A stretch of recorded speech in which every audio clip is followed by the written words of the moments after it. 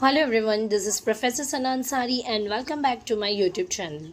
Friends, in our today's video lecture, we are going to discuss about a very important question according to the semester 5 TY BCom Economics examination. And the question is pricing policy and its implementation. Now हम इस video में सीखेंगे pricing policies क्या होती है और इन्हें किस तरीके से अप्लाई किया जाता है और इम्प्लीमेंट किया जाता है। मतलब प्राइसिंग पॉलिसीज़ को कैसे डिटरमाइन करना है, उन्हें किस तरीके से अनाउंस किया जाता है और उनको इम्प्लीमेंट किस तरीके से किया जाता है। नाउ हम लोगों ने एग्रीकल्चर प्राइसिंग के बारे में सीखा था कि नाबार्ड किस तरीके से एग्रीकल्चर प्राइसिंग सेट करता है। लास्ट वीडियो लेक्चर में मैंने आपको सिखाया था नीड फॉर एग्रीकल्चर पॉलिसी। हम लोगों को एग्रीकल्चर पॉलिसी का ज़रूरत क्यों पड़ता है, इसकी प्राइसिंग पॉलिसी की नीड्स क्यों होती है, बट ये प्राइसिंग पॉलिसी को किस तरीके से डिटरमाइन किया जाता है और इम्प्लीमेंट किया जाता है वो इस वीडियो लेक्चर में हम सीखेंगे। ठीक है, सो चलिए स्टार्ट करते हैं। सबसे पहले मैं आपको एक इंट्रोडक्शन सिखाऊंगी, फिर उसके बाद मैं आपको बताऊंगी कि प्राइसिंग पॉलिसी को किस तरीके से डिटरमाइन किया जाता है। ठीक है, एंड देन उसके बाद मैं आपको बताऊंगी कि किस तरीके से पॉलिसी को अनाउंस किया जाता है। एंड देन उसके बाद मैं थर्ड आपको बताऊंगी जो सबसे इम्पॉर्टेंट है, इसको इम्प्लीमेंट करना। सो बेसिकली सिंपली मैं कह सकती हूँ कि जब भी आपसे पूछा जाएगा कि pricing policy and it's implementations, ठीक है, तो आपको तीन चीज़ें मेन याद रखनी है, दैट इज़ डिटर्मिनेशन, फिर announcement and then implementation. So pricing policy को पहले डिटरमाइन किया जाता है, अनाउंस किया जाता है एंड देन उसको क्या किया जाता है, इम्प्लीमेंट किया जाता है। सो जब भी ये क्वेश्चन आए आपके दिमाग में तीन पॉइंटर्स फट से क्लिक होने चाहिए, डिटर्मिनेशन, अनाउंसमेंट एंड इम्प्लीमेंटेशन। पहले डिटरमाइन करेंगे, फिर पब्लिक में अनाउंस करेंगे, अनाउंस करने के बाद ही वो प्राइस वाला पॉलिसी इम्प्लीमेंट किया जाएगा, लागू किया जाएगा। ठीक है, सो पहले let's just clear with the introduction part friends. The Agriculture Price Commission was set up in 1965 under the chairmanship of Professor Jha in the year of 1964-65। मतलब 1965 में आपका एग्रीकल्चर प्राइस कमीशन बनाया गया था, APC। ठीक है, कौन से चेयरमैनशिप हुआ करती थी उस वक्त, प्रोफेसर झा की।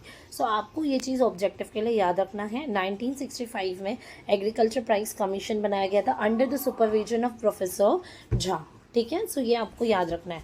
चलिए आगे, currently the commission is called as the commission for agriculture cost and prices. मतलब पहले हम इसे APC कहते थे, एग्रीकल्चर प्राइस कमीशन, लेकिन अभी इसको रीनेम किया गया है और अभी इसका नाम है CACP। इसका फुल फॉर्म है commission for agriculture cost and prices. याद रखिए, commission agriculture cost and prices, commission for agriculture cost and prices. ठीक है, सो पहले यही था APC, एग्रीकल्चर प्राइस कमीशन, उसको हम लोगों ने रीनेम किया है and recently it is called as CACP, that is commission for agriculture cost and prices. ठीक है, चलिए अब हम सीखेंगे। जैसे मैंने आपको बताया कि आपको तीन चीज़ें याद रखनी होगी जब भी आप इम्प्लीमेंटेशन, प्राइसिंग पॉलिसी के इम्प्लीमेंटेशन का आंसर लिख रहे हैं। पहला आपको याद रखना है डिटर्मिनेशन। पहले जो प्राइसिंग पॉलिसी है उसको क्या किया जाता है भाई, डिटरमाइन किया जाता है, उसके बाद हम उसको अनाउंस करते हैं एंड देन उसके बाद हम उसको क्या करते हैं, इम्प्लीमेंट करते हैं।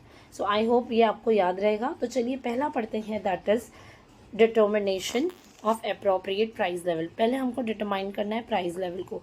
देखिए, the CACP while determining the appropriate price level, price is expected to consider the following factors. जब भी हम लोगों को एक प्राइस लेवल डिसाइड करना होता था, डिटरमाइन करना होता था, सो कमीशन जो है ना एग्रीकल्चर कॉस्ट एंड प्राइस वाली, वो क्या करती है, कुछ फैक्टर्स का प्राइसिंग देखती है, लाइक कॉस्ट ऑफ प्रोडक्शन। किसी भी प्रोडक्ट को, एग्रीकल्चर प्रोडक्ट है तो उसको प्रोड्यूस करने के लिए कितना खर्चा जा रहा है, इनपुट प्राइस में क्या चेंजेस आ रही है, मतलब रॉ मटेरियल्स, उस प्रोडक्ट का मार्केट में प्राइस क्या चल रहा है, मार्केट में डिमांड एंड सप्लाई क्या चल रहा है, इंडस्ट्रियल कॉस्ट क्या चल रहा है, जनरल प्राइस लेवल क्या चल रहा है, international when we do export and import तो प्राइजेस सिचुएशंस क्या है। इन सारे फैक्टर्स को मद्देनज़र रखते हुए ही प्राइस लेवल को डिटरमाइन किया जाता था। ठीक है, एंड देन उसके बाद ओके तो जस्ट डिटर्मिनेशन में इतना ही। प्राइस को डिटरमाइन करते समय CACP, commission for agriculture cost and price क्या करता है, कुछ फैक्टर्स को ध्यान रखता है प्राइजेस को डिटरमाइन करते समय। वो फैक्टर्स से cost of production, demand, supply, market का प्राइस, रॉ मटेरियल्स का प्राइस, जनरल प्राइस लेवल क्या चल रहा है, इंडस्ट्रियल सिचुएशंस क्या है, इंटरनेशनल सिचुएशंस क्या है, ये सारी चीज़ों को ध्यान देना है। ठीक है, so I guess it is very simple friends. चलिए सेकेंड वाला देखते हैं, डेट इज अनाउंसमेंट। हमने अभी क्या कवर किया फ्रेंड्स, हमने कवर किया डिटर्मिनेशन। डिटरमाइन करते समय जो भी फैक्टर्स को ध्यान रखना है वो मैंने आपको गिना दिए हैं। चलिए अनाउंसमेंट के बारे में सीखते हैं। अब अनाउंसमेंट में देखिए, मिनिमम सपोर्ट प्राइस को अनाउंस किया गया था।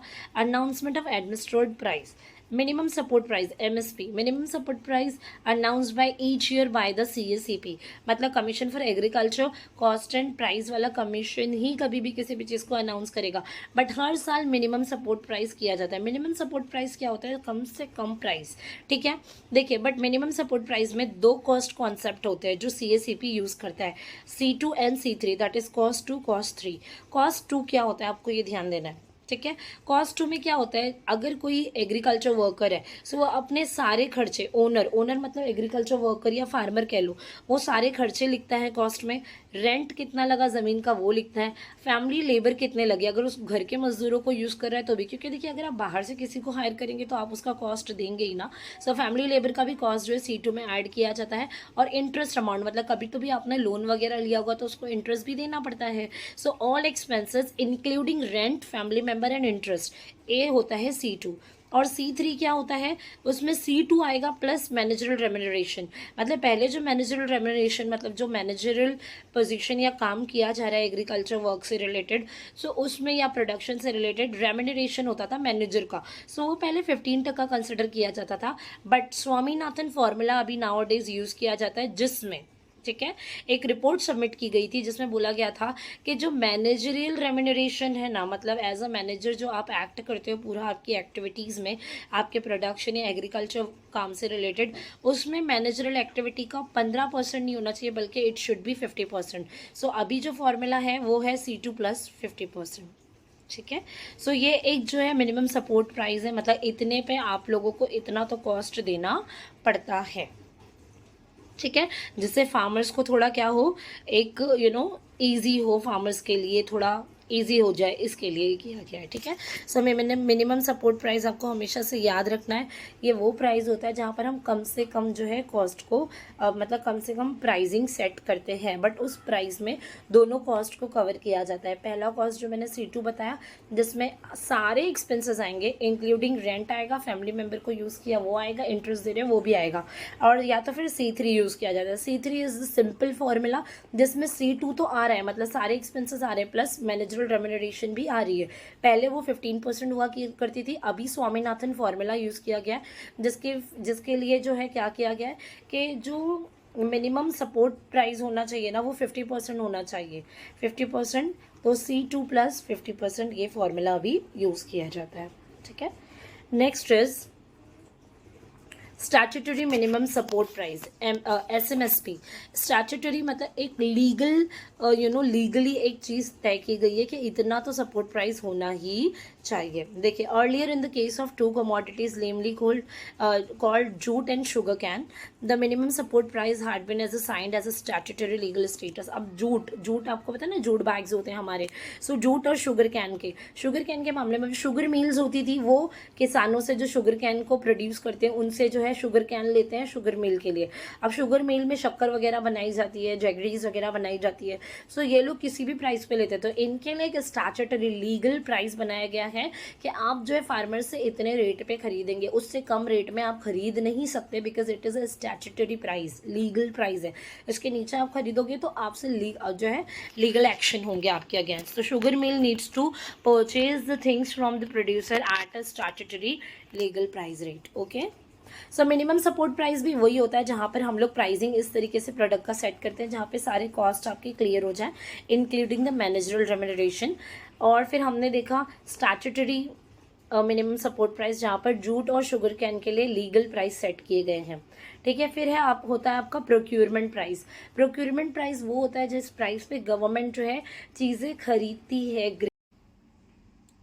ठीक है, सो प्रोक्यूरमेंट प्राइस वो प्राइस होता है, it is the rate at which the government purchase the grains from the farmers. ठीक है, ये वो रेट होता है फ्रेंड्स प्रोक्योरमेंट जहाँ जिस रेट पे गवर्नमेंट किसानों से अनाज खरीदती है। सो कभी भी प्रोक्योरमेंट रेट की बात आए तो आपको इतना याद रखना है, ये वो रेट है जिस रेट पे गवर्नमेंट क्या करती है, किसानों से अनाज खरीदती है। ठीक है, now the procurement price is lower than the open market price. Open market price मतलब समझे, अगर कोई अनाज है, चावल समझिए, अगर मार्केट में 50 रुपये केजी मिलता है, 1 किलो चावल कितने का मिलता है, 50 रुपये का। सो जो प्रोक्योरमेंट प्राइस होता है ये कम होता है ओपन मार्केट प्राइस से।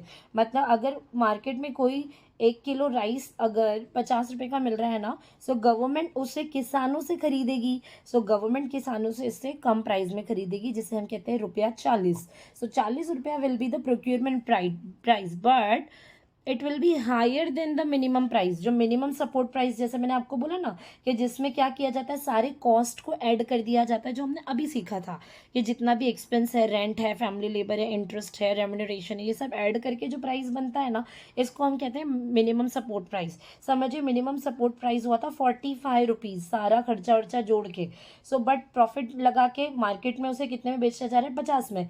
लेकिन गवर्नमेंट क्या करती है भाई, प्रोक्योरमेंट रेट पे खरीदती है, दैट इज 40 रुपया। सो प्रोक्योरमेंट प्राइस क्या होता है, लेस देन होता है market price, but higher than होता है मिनिमम सपोर्ट प्राइस। मतलब मिनिमम 45 है, सो गवर्नमेंट उसे कुछ 46 में खरीद लेगी। ओके, फिर है आपका इशू प्राइस। इशू प्राइस क्या होता है, they are the prices at which the government supplies food grains to the ration shop. जो राशन दुकानें होती है ना, वहाँ पे गवर्नमेंट देती है ना, राइस वगैरह गवर्नमेंट देती है, फिर राशन दुकान के द्वारा पब्लिक में बांटा जाता है। सो गवर्नमेंट जिस प्राइस पे राशन दुकान में फूड ग्रेन सप्लाई करती है, उस प्राइस को कहते हैं इशू प्राइस। सो दोस्तों हमने सीखा कि डिटर्मिनेशन वाज सो इजी। हम कुछ फैक्टर्स को देखते हैं, उस बेस पे प्राइस को डिटरमाइन करते हैं। बट अनाउंसमेंट के टाइम हम लोगों ने 4 टाइप की प्राइजेस सीखी। पहले में मिनिमम सपोर्ट प्राइस सीखा, जहाँ पर जितने का भी गुड्स प्रोडक्शन हुआ है, हम लोग उसके अंदर अपना कॉस्ट ऐड करते हैं। जैसे कि मैंने बताया ना, C2 C3 स्वामीनाथन फॉर्मूला में मैनेजरल रेम्यूनरेशन को 50% कर दिया गया है। सो ऑब्जेक्टिव के लिए भी आपको याद रखना है। फिर हमने देखा minimum support, statutory minimum support price. ये एक लीगल सपोर्ट प्राइस है, specially for the sugar cane and jute, जिसमें हम क्या करते हैं, लोगों को थोड़ा सा ज़्यादा प्राइस सेट करके देते हैं। लेकिन यहाँ पर जो है शुगर मिल अगर शुगर कैन खरीदना चाहेगी शक्कर बनाने के लिए किसानों से, तो वहाँ पर उनको एक लीगल प्राइस होता है, उतना तो पे करना पड़ेगा, उससे कम में डील नहीं किया जाता। उसको हम कहते हैं स्टैट्यूटरी मिनिमम सपोर्ट प्राइस। ठीक है, फिर मैंने आपको प्रोक्योरमेंट प्राइस सिखाया, जिस प्राइस पे गवर्नमेंट किसानों से चीज़ें खरीदती है। इशू प्राइस, जिस प्राइस पे गवर्नमेंट राशन दुकानों को चीज़ें बेचती है। सो आई होप आपके लिए बहुत ईजी हो गया होगा ये समझना। फिर है आपके पास next, that is the implementation of administrative price. अब इम्प्लीमेंट कैसे करना है, अप्लाई करना है। आपने डिटरमाइन कर लिया, आपने अनाउंस कर दिया ये टाइप की प्राइसिंग रहेगी। अब इसको अप्लाई कैसे किया जाता है। सो एंट्रस्टिंग द टास्क, डिफरेंट एजेंसीज को अलग अलग तरीके से टास्क जो है बताए जाते हैं, रिस्पॉन्सिबिलिटीज असाइन की जाती है। ठीक है, पहला इज नाफेड। नाफेड क्या है, national agriculture cooperative marketing federation है। ठीक है, ये क्या करती है, स्पेशली जो कोर्स सीरियल्स होती है ना, मतलब छोटी छोटी जो नट्स होती है, पल्सेस होती है, वो ऑयल सीड्स होती है, उनके प्राइस को सेट करती है। कॉटन एंड जूट कॉर्पोरेशन, ये एक अलग सा एजेंसी है जो कॉटन एंड जूट का स्पेशली प्राइस सेट करती है। शुगर मिल्स होती है, जिनको जो एटलीस्ट मिनिमम सपोर्ट प्राइस देना पड़ता है प्रोड्यूसर्स को, मतलब किसानों को। टोबैको बोर्ड है जो टोबैको का प्राइसिंग सेट करता है। इसके अलावा इम्प्लीकेशंस के लिए वेयर हाउसिंग फैसिलिटीज़ दी गई, जहाँ पे farmers can store their products and then they can supply that particular products according to the demand of the market. ठीक है, and then credit facilities to but of which हमारी government credit facilities देती है creditors को, farmers को, ताकि वो agriculture activities कर सके। सो आई होप आपको समझ में आ गया होगा। जस्ट क्विक रिविजन कराती हूँ। पहला, एग्रीकल्चर प्राइसिंग पॉलिसीज़ का अगर इम्प्लीमेंटेशन पूछा, pricing policy and it's implementation, 3 word याद रखना है। कौन कौन से, डिटर्मिनेशन, अनाउंसमेंट, इम्प्लीमेंटेशन। डिटर्मिनेशन में कुछ फैक्टर्स होते हैं जिनको ध्यान दे के प्राइस को डिटरमाइन किया जाता है। अनाउंसमेंट में मैंने 4 तरीके के प्राइस सिखाए। मिनिमम सपोर्ट प्राइस, जिसमें C2 C3 formula, Swaminathan formula याद रखना है। फिर मैंने स्टैट्यूटरी मिनिमम सपोर्ट प्राइस बताया, which is specially established for the jute and sugar cane. Okay, and then मैंने प्रोक्योरमेंट प्राइस, जिस रेट पे government will purchase the food grains from farmers. Issue price, this is the rate and the prices at which government supplies the food grains to the ration shop. Implication के वक्त मैंने क्या क्या सीखा है, नाफेड है जो ऑयल सीड्स और जो कोर्स सीरियल्स होते हैं उनके लिए प्राइस सेट करती है। कॉटन जूट कॉरपोरेशन, मतलब इम्प्लीकेशन के लिए एक साथ तो इम्प्लाई नहीं किया जा सकता, अलग अलग एजेंसीज होती है अलग अलग फूड ग्रेन्स के लिए जो अलग अलग तरीके से प्राइसिंग को सेट करती है। So cotton and jute corporation जो कॉटन एंड जूट के लिए है। शुगर मिल को शुगर जो प्रोड्यूसर्स ने सेट किया है वो है। टोबैको बोर्ड के लिए टोबैको प्राइसिंग सेट की जाती है टोबैको बोर्ड के द्वारा। Warehousing and credit facility. So I hope ये lengthy question but important question आपको समझ में आ गया होगा। नेक्स्ट वीडियो लेक्चर में मिलते हैं नेक्स्ट क्वेश्चन के साथ। Bye bye.